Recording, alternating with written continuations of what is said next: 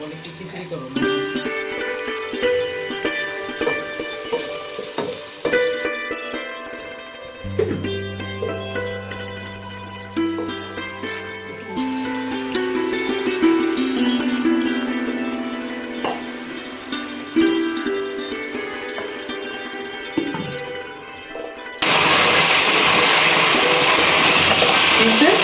খিচুড়ি করা দরকার নেই, এটা দিয়ে করে খাইলে বুঝছো তো, এখন দেখে মনে হচ্ছে এটাই খাই ফেলো, সেটাই তো বুঝতে পারছি।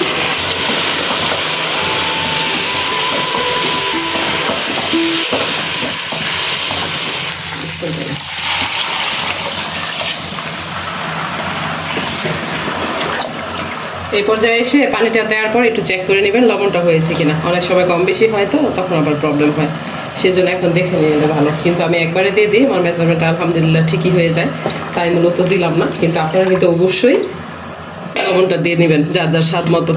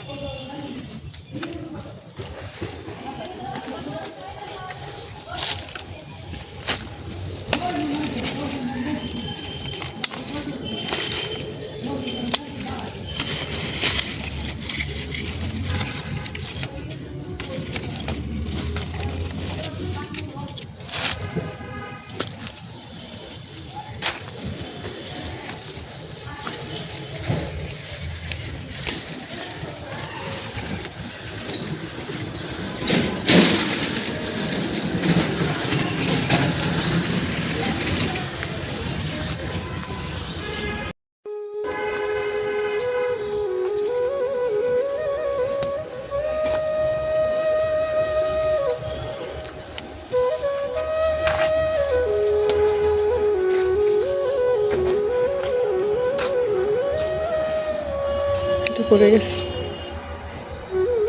মাশাআল্লাহ, অসম্ভব সুন্দর।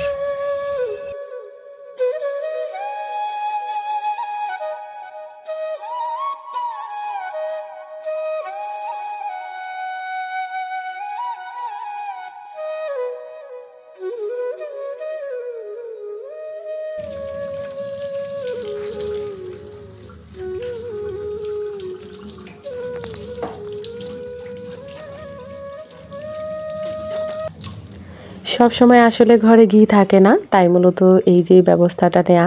পোলাও পাতাটা যদি দিই আমি খিচুড়িতে বা পোলাওতে, এত সুন্দর একটা স্মেল আসে, তখন মনে হয় ঘি আর প্রয়োজনই নেই। আসসালামু আলাইকুম মাই ইউটিউব ফ্যামিলি, কেমন আছেন সবাই? আই হোপ সবাই ভালো আছেন। আলহামদুলিল্লাহ আমরাও সবাই ভালো আছি। আয়শা ব্লগসে সবাইকে স্বাগত। দূরেও কাছে যে যেখান থেকে দেখছেন প্রত্যেককে জানাচ্ছি আন্তরিক শুভেচ্ছা অভিনন্দন। নতুন একটি ভিডিও নিয়ে আসলাম আপনাদের মাঝে। যদি ভালো লাগে চলুন কিছুটা পথ আমার সাথে। যারা ডেইলি ব্লগ দেখতে পছন্দ করেন আর ব্লগে যা যা থাকছে, গৃহিণীরা আমরা কি করব, কম বেশি সবাই সমান সমানই। একজন একটু অর্গানাইজ সুন্দর করতে পারে, আরেকজন একটু কম করতে পারে, এই পার্থক্য। কিন্তু প্রতিনিয়ত কাজ আমাদের এইসবই। যারা এইসব কাজ দেখতে ভালোবাসেন তাদের জন্য আসলে ব্লগিং।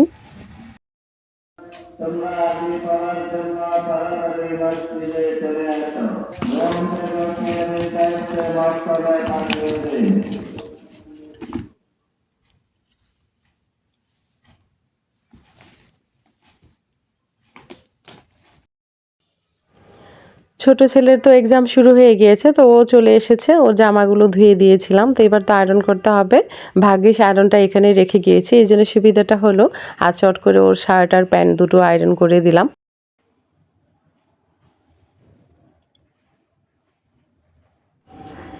আপু শুধু ভর্তা আর ডিম খাবেন, বান্ধবীর বাসায় কিছু ফ্রিজিং করবেন না।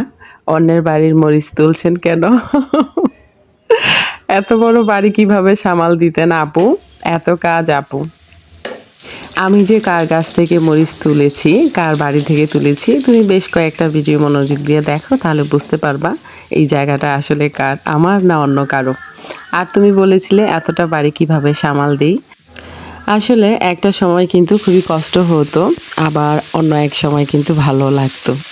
যখন ভালো লাগতো কাজ করতাম, আর বাকি সময় অসুস্থ হয়ে থাকতো। আজকাল ভয়েস দিতে এসে আমার কেন যেন হাসি পাচ্ছে, আমি জানি না। তবে ধন্যবাদ তোমাকে কমেন্ট করার জন্য। কুকিং অ্যান্ড হেলথ কেয়ার চ্যানেলটা থেকে তুমি কমেন্টটা করেছো, তোমাকে অসংখ্য ধন্যবাদ। তুমি আমার ছোটই হবে, সেজন্য তুমি করেই বলি আমি। তো যাই হোক, শাকটা রান্না করে নিচ্ছি। আপনারা সবাই জানেন কিভাবে শাক রান্না করতে হয়। রান্নার মাঝখানে এক আন্টি এসেছে ভিক্ষা চাইতে। তো ওই আন্টিটা বলতেছে অনেক দিন ধরে ডিম খাই না, একটা ডিম দিবে। আসলে অনেকেই তো অনেক কিছু চায়, এভাবে ডিম কেউ চায়নি আমার কাছ থেকে, তাই ক্লিপটা নিলাম। নেন। আল্লাহ আলহামদুলিল্লাহ আল্লাহ তুমি রহমত দিও আল্লাহ।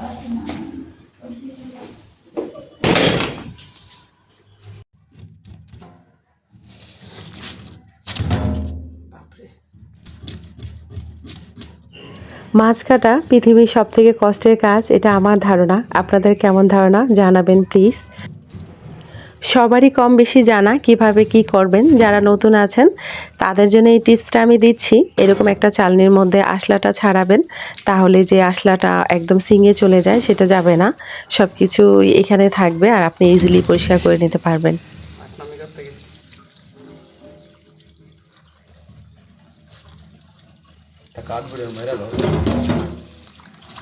আশলাগুলো এইভাবে যদি রাখি না, তাহলে আর সিংটার ভিতরে ইয়ে হয় না, খাটে না।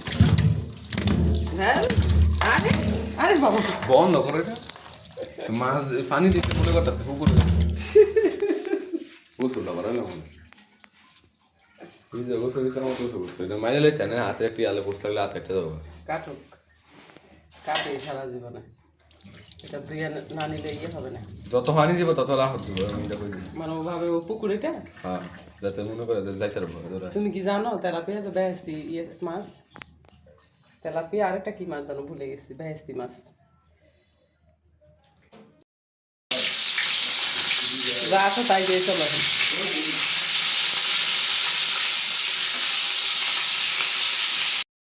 কোথায় ছিল?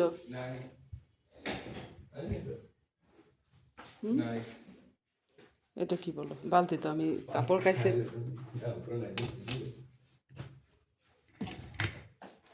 ওয়াশরুমের সামনে দেখছো?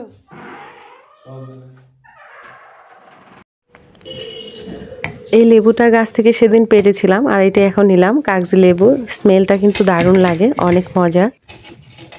এই তো ডাল, মাছ তো দেখালাম, এখানে আছে ভাত, এখানে লাল শাক, আর এখানে খিচুড়ি, ভুনা খিচুড়ি রাত্রে করছি।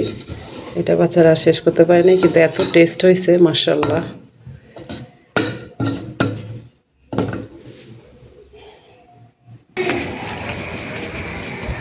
এটা কিন্তু আবার নতুন ফুল, ঠিক আছে, প্রতিদিন একটা করে ফুটে আবার ঝরে, একসাথে অনেকগুলো হয় না। জবা আর ফুটবে না সামনে, শীতের সময় আসলে ফুটে না। মন চাইতেছে ইচ্ছা মতো বসে বসে দোল খাই। বান্ধবীর ফ্রিজে যাই এটা রেখে আসবো মাছটা, আর এখান থেকে বান্ধবীর জন্য মরিচ নিয়ে নিই।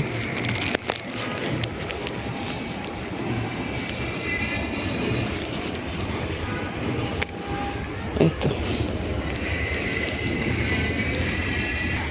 ইয়ে দেখছেন, এটা পাখিতে খায়, টিয়া পাখি বিশেষ করে মরিচ খায়। তার মানে টিয়া পাখি আসে আমার বাসায়। ইয়ে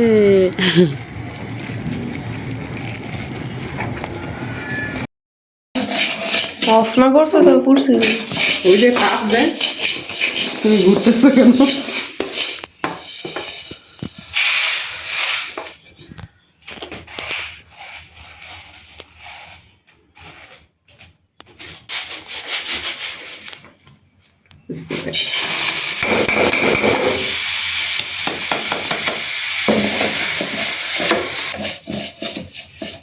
পানিটা একটু টেনে যাক, তারপর চুলাটা স্টার্ট করবো, তার আগে ওদের এটা দিয়ে নিই।